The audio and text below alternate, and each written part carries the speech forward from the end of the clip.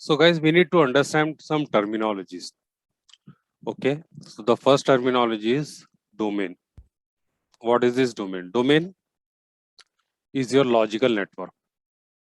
Okay. So domain is a logical grouping of users, computers, and group objects to manage them centrally from the domain server. So domain in simple words, it is your logical network. Okay.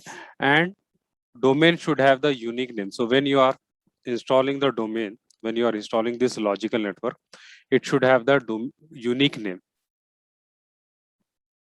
like ms.com is the name of your domain here in this case. And domain name is assigned by the DNS service. So guys, we have one service which is called as DNS service, and who is providing the name to our logical network? DNS service. Okay, DNS service provides a logical name to our domain. We will see, okay, we will do the lab and you will see that we will provide the domain name and it is provided by the DNS service. And guys, we have one more term which is called as domain controller. We have seen domain.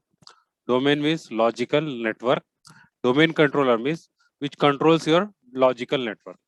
Okay, from the name, you can understand what it is saying. Domain controller means the server which controls the domain.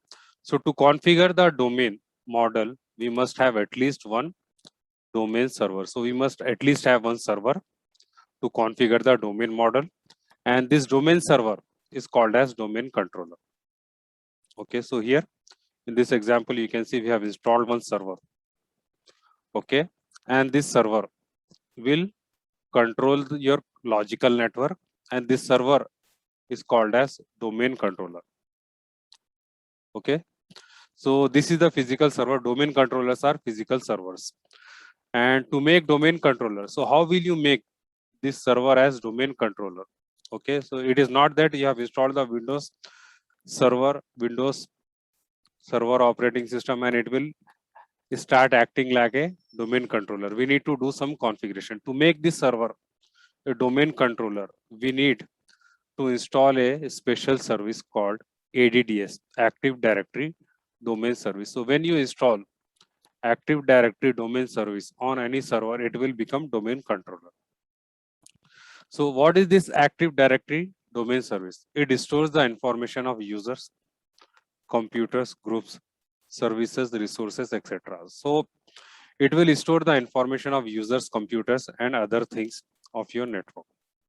Okay, and ADDS domain controllers also authenticates users and computer accounts when they log in. So who is managing? Who is authenticating the users? Okay, when any user wants to log into any computer, let us say user one wants to log into this computer, the request will go to this server. So who is authenticating the request? It is authenticated by the Active Directory domain controller. Okay, using Kerberos protocol. Domain model is suitable for small to large organization.